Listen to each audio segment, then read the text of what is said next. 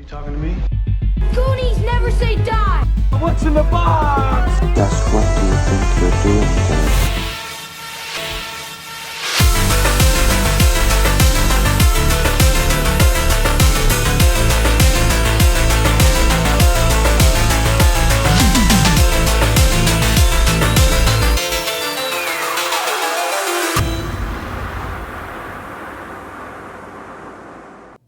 Hi everybody, welcome to Big Bang Cinema. My name is Isaac Bad Boy for Life Anderson. I am Tyler. What you gonna do? What you gonna do, Keen? And this is a movie show where we talk about movie news. Movie reviews. And every single thing in between. Guys, thank you so much for watching. We got a really good show ahead of us. Oh, I'm ready for this. I'm ready for it too. You know why?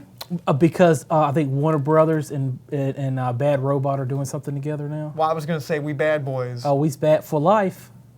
For life. That's the name of the movie we're watching. Okay, but anyway, guys, time for movie news. Exactly what Tyler said. So, Tyler, tell us a little bit about our first news topic. We you already got, started. So. Justice League Dark. Justice League Dark it's a Justice League team where it's the creepy. Well, tell everybody what exactly, like, why are we talking about Justice League Dark? Because it's getting a movie. Okay, from who? From J.J. Abrams. Bad Robot. Yeah. Yeah, and it's pretty much the creepy heroes that are a little too intense to be in with the Justice League. Like if they were in there, that you had to push an R for it. Okay. Like you had like demons and dark wizards and dead people and zombies. And I like it. So yeah. Sounds like my house on a Friday night. But I think most everybody could probably recognize this dude. That's John Constantine. Mm-hmm. From Keanu Reeves and. Yeah, I know.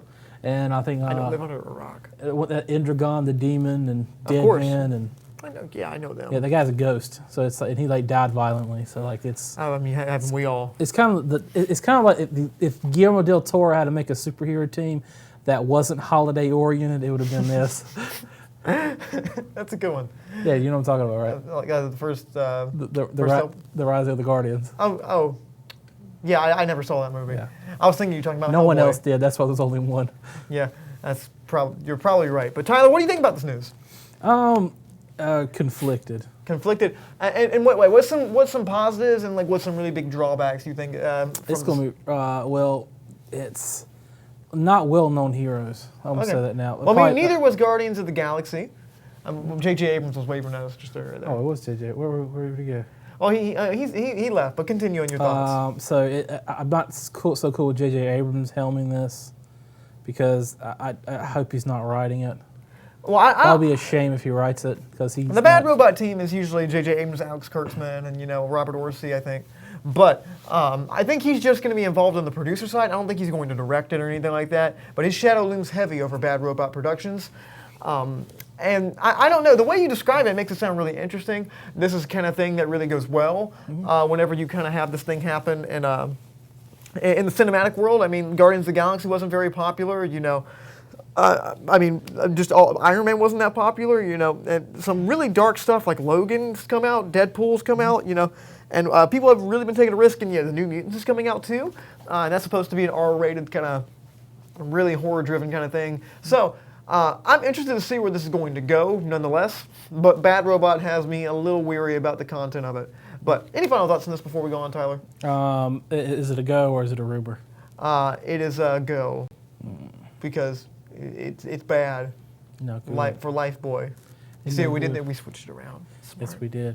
Speaking about switching things around, Hugo Weaving has come out and said something about Disney, so most likely he won't work in Hollywood anymore, but he didn't return his Red Skull because they wouldn't be paying him the money he didn't want now. You know what I'm saying? I hope you do. Tyler, what do you think about this? Like he said basically like he tried to negotiate with Disney. It was like, hey, I want to get paid for this because it's an iconic character. And they were like, it was like arguing with a brick wall. He's like, it was one of the most like saddening things. He's like, it broke my heart not to come back as that character. The very memorable Red Skull. Well, I can remember he had an interview right after the first movie come out where he said he hated doing it. He hated the makeup process. He hated the character. He thought the movie itself and the Marvel movies are just not good movies. Yeah. So I mean, I got a feeling that really factors into why he wasn't asked to come back. I have a really strong feeling that too, and I was going to mention that, but he was like, yeah, it really just made me upset and sad that like they would never want to negotiate. I mean, granted, in case you don't know who Hugo Weaving is he's like he's a really popular sci-fi actor. He's been in the Lord of the Rings movies. He's been in the Matrix movies. He played Agent Smith. What? Megatron. Megatron. He's Megatron too. He's the voice of Megatron, and he's also the Red Skull from Captain America: The First Avenger. And if you notice, the other guy that plays him in Avengers Infinity War, that is not him, and he's wearing so much makeup that you couldn't really tell. That's the guy from The Walking Dead. The one who could do Ross it. Marquand. And he got real famous not too long ago for doing micro impersonations of actors that were dead on. Yes. And he did a really good Hugo Weaving. They called him one to do the voice for the character. So it made sense. I thought he did a pretty good job, but like, do you think this is like a legitimate, or do you think this is just a cop out of like, oh, they didn't want me back? Cop out. Cop out, just straight up cop. You don't have any sort of faith in that this was like a pure money dispute. I really don't think this is. I think it was a little bit of both. I think it was. He probably looks at it like, oh, they didn't want to pay me, and they look at it like, well, you trash talk our movie. Well, Disney never forgets. Yeah, Disney. You're just right. That's Disney right. never forgets. Mickey's gonna come in there and like kick you in the stomach and go, huh? See, I got a feeling he trash talked this, and he didn't think it was going to be as big as it turned out to be. Mm-hmm. And Boy, was he wrong. Yeah, because I mean, these actors are getting $40-50 million a movie. So now he's going to be Hugo Weaving himself a new application to P.F. Chang's? Absolutely. Okay. Well, he's going to be... Sorry, I'm going to try a better one. You ready?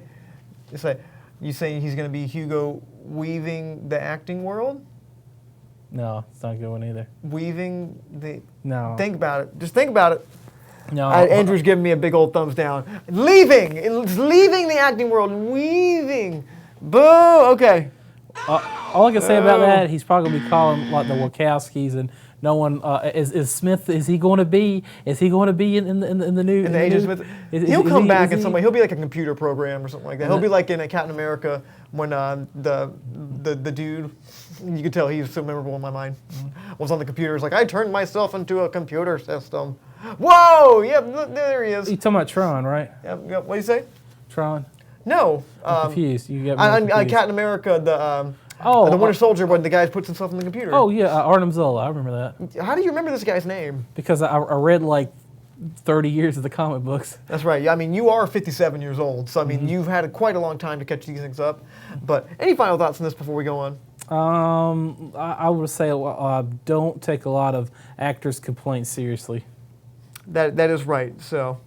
I'm trying to think of another actor complaint. That didn't you say that the movie Honey Boy was like basically just Shia LaBeouf saying, "It's not my fault that I'm crazy." Yeah, it's not my fault that I'm crazy. It's not my fault. It's my dad's fault. It's the studio's fault. That was a big movie as an excuse. It is. He goes. It's not my fault that I bit that guy's face when I was protesting in front of the. That's beyond the point. We don't want to get down a rabbit hole. I just thought that was interesting because actors' complaints usually always have a little bit more to it.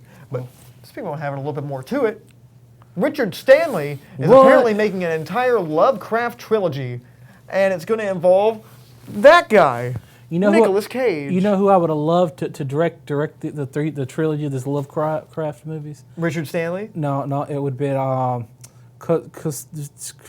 yeah, I could tell you really know this director well. The Greek guy who did Mandy. Konstopoulos. Konstopoulos, was that his name? Yeah. Panos Cosmatos. Panos Cosmatos. I don't even know where that other name came from. Like, how great if he did like a Lovecraft trilogy. That would be very, very original, very good. Or Guillermo del Toro. What, an original Lovecraft story? Like, not original, like he did a Lovecraft movie, original one that hasn't been done before. Okay. Like a Lovecraft inspired story. A story like one of his books that no one has made to a film yet. That no one has made already yet. Okay, yeah, that makes sense. There's so many Lovecraft movies out there. That just could never been made. No, yeah, they could have been made, but everybody ignores them. So I feel like he could have done a really pretty good one about it. So could Guillermo del Toro. Okay, well, what do you think about Richard Stanley helming this thing? I mean, in case you don't know who Richard Stanley is, he's directed a few decent movies, and he also directed The Island of Dr. Moreau, which was like one of the worst movies ever made. But see, that's the issues I got for it too. I saw The Island of Dr. Moreau, so yeah, that's right.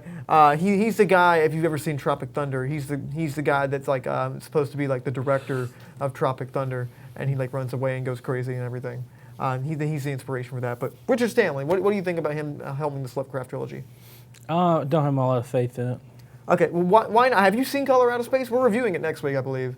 No, I haven't, because I haven't seen it at all. Like I was about to ask you what it was. Color Out of Space, it is a movie. Colorado Space. That's enough of that. But Colorado Space, the people in Colorado are most certainly in space because certain things are legal there. Because what I heard is that once you get outside Denver, it's just all space, right? Yeah, exactly. I mean, Hawaii, Alaska, right next to each Yeah. other. It's a big conspiracy. Birds aren't real. Because the only place in Colorado is Denver. That is right. It's just empty space. Yeah, it's literally just like an empty void. Yes. It's like the Dark Sea. But I'm pretty excited about this kind of thing. I think from what I've heard about Colorado Space, it's really good. It's coming out in January. Do not let me have any faith in this movie. But I heard the visuals are really good. I heard Nicolas Cage is really good. But we will see so this week. And I'm happy that Richard Stanley's doing okay now. You know, in case you don't know what happened to him, he kind of went nuts and like lived in the woods for 10 years. So interesting. But now he's back. And maybe if this one goes well, he will get 2 more. But any final thoughts on this before we go on, buddy? I have no thoughts on this. No thoughts on this. Sexy. Guys, time for a Big Bang Cinema hot take, or short take, whatever we call it. Short take is what I meant. In today's short take, Colin Trevorrow, the guy that made the terrible Book of Henry and almost directed a terrible Star Wars Episode 9, wrote a Star Wars Episode 9 that never got released until now. And it was slightly better than what I saw. Slightly better. So you're kind of blocking Mr. Trevorrow's face. Oh, there he is. Oh, hi. Oh, there you go. Oh, I like how you kind of look like his long lost cousin. You know, like when you sit that way. Oh. Look at the camera real fast. Yeah, there you go. Kind of look. Yeah, you look like his little brother that like kind of wants to write. I can do Book of Henry, but worse. You can't. You can't do worse than that. You can't do worse than Book of Henry. You can't really do worse than Book of Henry. But so Tyler, you read this outline, did you not? Did you read the whole script? I read most of it. Okay. So from your understanding, what is in this? It was kind of a little bit like some of what the fans kind of wanted, and I think there was a that can be anywhere from multiple lightsabers to like a complete character drama. The majority of fans would have wanted. Okay, so just lightsabers. Lightsaber, and there was another part about it too, where I believe it had a more satisfying ending to it than we actually saw. There was no imposing. There was no Rey-Hu. There was none of that. Rey's parents were just 2 people who were trained by Luke, who escaped the killings, and they dropped her off on the planet to protect her. I feel like that's a better realm. So like, where are our characters at in this movie? Finn it wants to tell her real bad that he's actually Force sensitive. Okay. And at the end, he becomes like he trains at the end with her, and I think her and Kylo Ren, Kylo Ren dies. He does not. I feel like that's almost every. Like he dies, but he dies badly. Like he had no redemption. No redemption. He just stayed evil the whole time. Evil, and they killed him. Okay. And I think at the end there, Rey ends up pretty much becoming the Luke what Luke wanted. Okay. And so she becomes like what Luke failed at, and she goes back and trains all those Force sensitive children in the planet, and she on the planet, all the other planets, and she pretty much brings back the Jedi Order without a lot of the restrictions that caused the downfall of the Jedi. Okay. So overall, a pretty solid arc and everything. Less Emperor too, no Emperor. Yeah, let's say I heard he was like a presence in this. I read most of this outline. Like he was more like a Force presence. Yeah, and occasionally you might hear like a little bit of his voice or something like that, and that would be about it. Like I think they were trying to bring him back from the dead. Yeah. But like I gotta say, a lot of it looks like it would have been a better fit. It wouldn't have been great, but it would have been better. None of these are good. I don't like it. I don't like any of this, but it's better than what we have. It's kind of like saying, well, do I want a sinus infection or a cold? You know what I mean? Cold. A cold. Like, do you want to be stabbed or do you want to be shot? Yeah, exactly. You want to be shot or shot multiple times. Yeah, that's a better analogy, I think. Like, or you want to be shot or you want to be stabbed you and then twist and put it back in. It's just.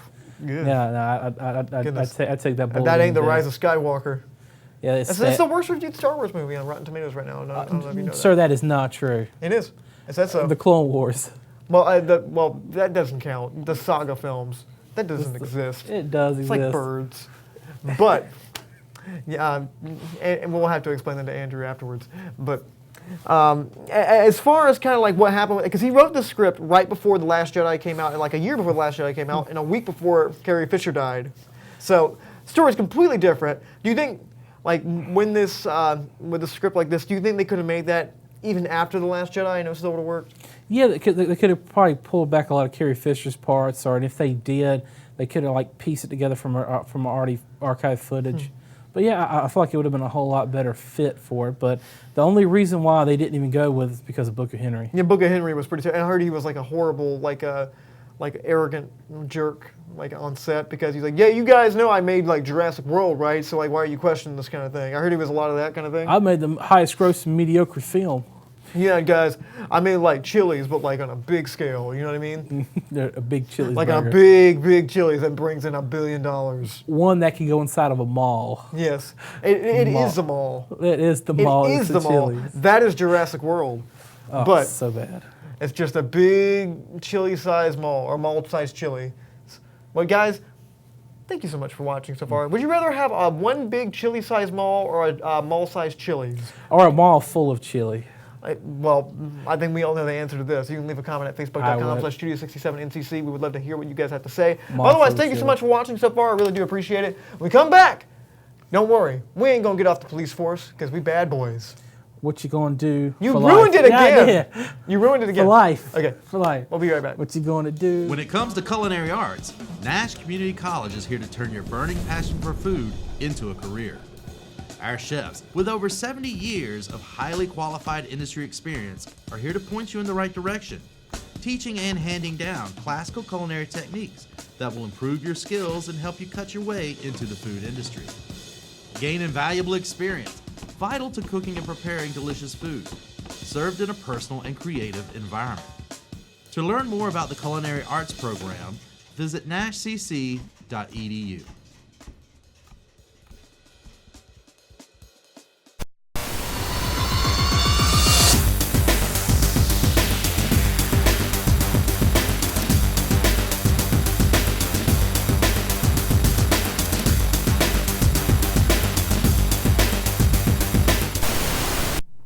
And welcome back, guys. My name is Isaac Mount Everest. This is Real Anderson.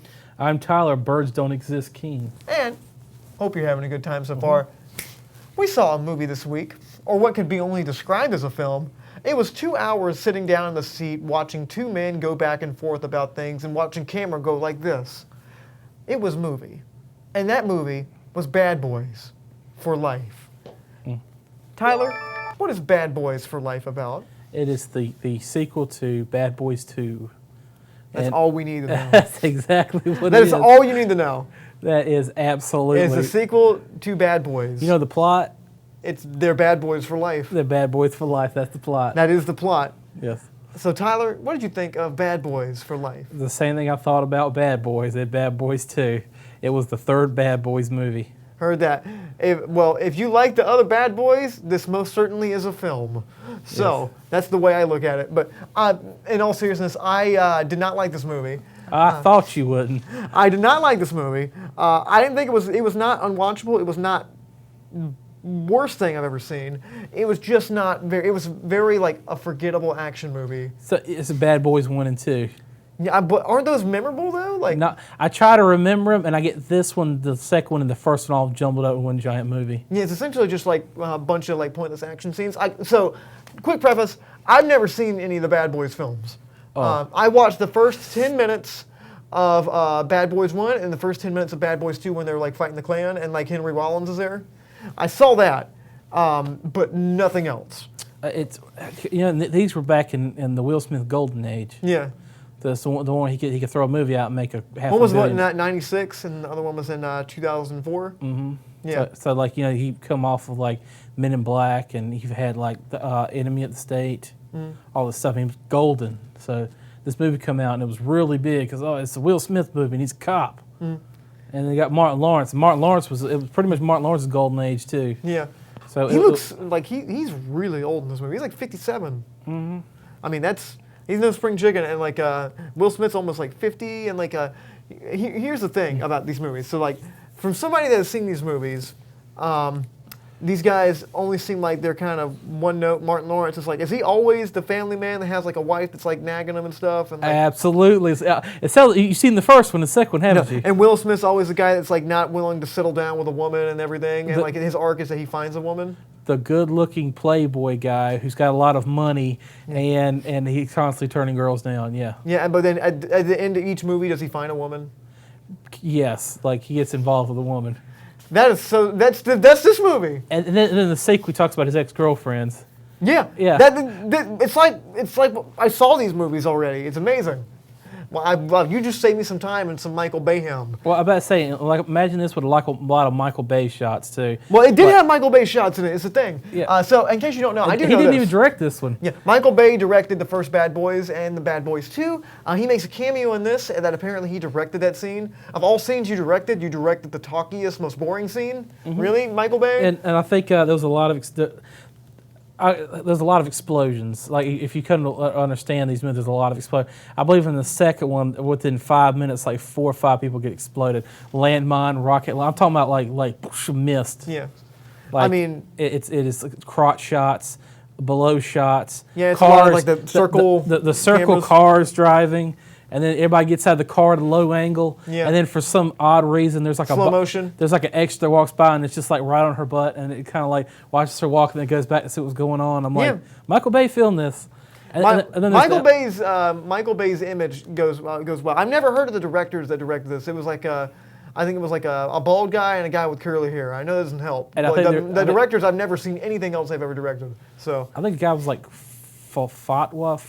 yeah, it's like a Jewish name, I think. No, I don't think he was Jewish. I think they're from Belgium. Oh, it's a Belgian name then. It's Belgian. It's a different name. Let's just put it that way. They're two guys we've never heard of. But the plot of this movie roughly is Martin Lawrence wants to get out the police force because they're both police officers. Will Smith, he's a bad boy for life, and he says it about 58 times throughout the film. Bad boy for life. He says the name of the movie in the movie. Did they say that in the other movies too? Yeah, well, they always say bad boys. We bad boys. And then they would start singing the song, and then like Martin Lawrence didn't know the reggae part, so he would just like mumble through it and go back to doing the bad That's boy. what he does in this movie. Yeah. Oh my gosh. Get some originality, Hollywood. Josh, don't you have integrity for January movies? Please. Or Will Smith films. Yeah, Will Smith films. I mean, he only has the creme de quoi of cinema. When I see a Will Smith vehicle now, I know that this is going to be a quality picture. Suicide Squad. Suicide After Squad? Earth. Aladdin. Great. You can just tell he cares so much about the material. And he's a bad boy. And you can tell he read the script before he even took the job. And it's totally not an earpiece or him making it up as it goes along. Because that's good enough. Or he's making demands to put his children in the film for nepotism. Yeah. Well, that wasn't in this movie. Is this kids in the other movies? Not that, I don't think they were alive when the other two come out. That's a good point. But yeah, if you know, a lot of his other films got his kids in it. Yeah, that's right. But so throughout the movie, Will Smith gets shot at the beginning of the movie. Slight spoilers for Bad Boys for Life in case you're going to be like shocked if I tell you any of these things. Well, the running joke was in the sequel, the second one, that Martin Lawrence got shot right in his butt cheeks. So like it's funny because that's like his behind. Yeah. So like he has to sit on a donut and he spends the whole film complaining about being shot in the butt, and he's blaming Mike for getting shot in the butt. So that they have a lot of people think there's a lot of crude Michael Bay homosexual jokes aimed around him getting shot in the butt. Michael Bay has tasteless homosexual jokes? Mm-hmm. What are you saying? This has never happened in any of his films. Yes. I mean, remember the gay hairdresser in The Rock? Absolutely. Just that does not age well at all. But that's beyond the point. We can't keep talking about Michael Bay and his Bayhamness. But it is very much like this. This is a little bit more of a progressive film. They only show Vanessa Hudgens in a bikini in shadow, so they had some restraint.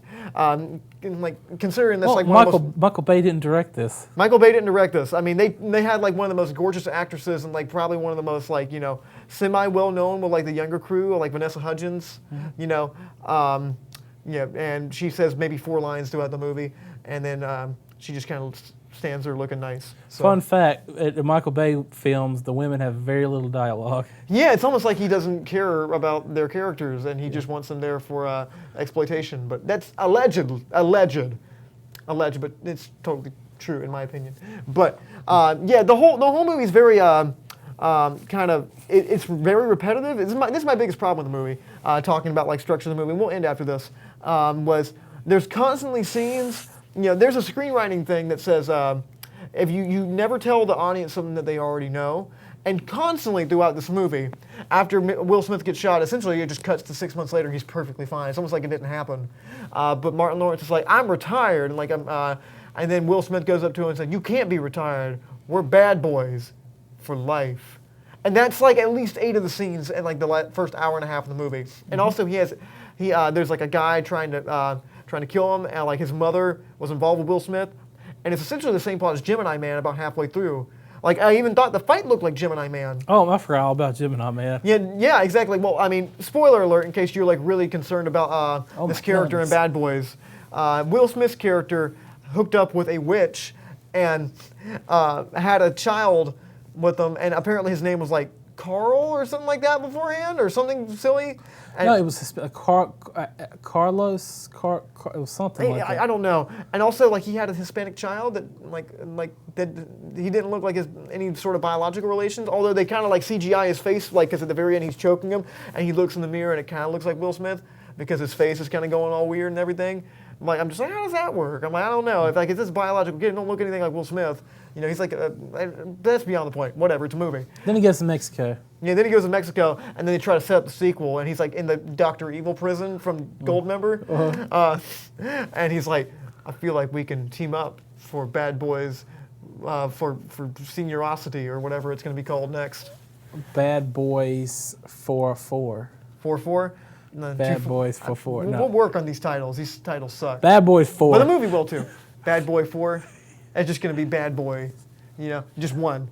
But guys, this movie is about what I expected to be. If you want to see some bland action scenes, like I'd watch a cut on YouTube of maybe like the 20-minute of fight scenes and skip all the rest of the garbage because it's literally just a bunch of scenes of them talking. I'm going to give this movie a 3.5 out of 10. Come on, man. I give at least a 5 out of 10. Okay. Yeah. Because it was sort of funny sometimes. It kind of brought back like the long forgotten 2000s, the late 90s, 2000s, those jokes and the humor that had long since been dead. Yeah, and it's a reason why it's dead. Yeah. But I think partly it's because I didn't see the other ones. And the words of from the guy in Hot Fuzz, "You've never seen Bad Boys 2." It kind of banked off the first two. That's what I was trying to, the nostalgia from the first two. Oh, yeah, I figured it did. But guys, what did you think about Bad Boys for Life? Did you enjoy it? Did you watch any other Bad Boys films? That'll probably change my opinion if I watch the other Bad Boys films. But leave a comment at facebook.com/studio67ncc.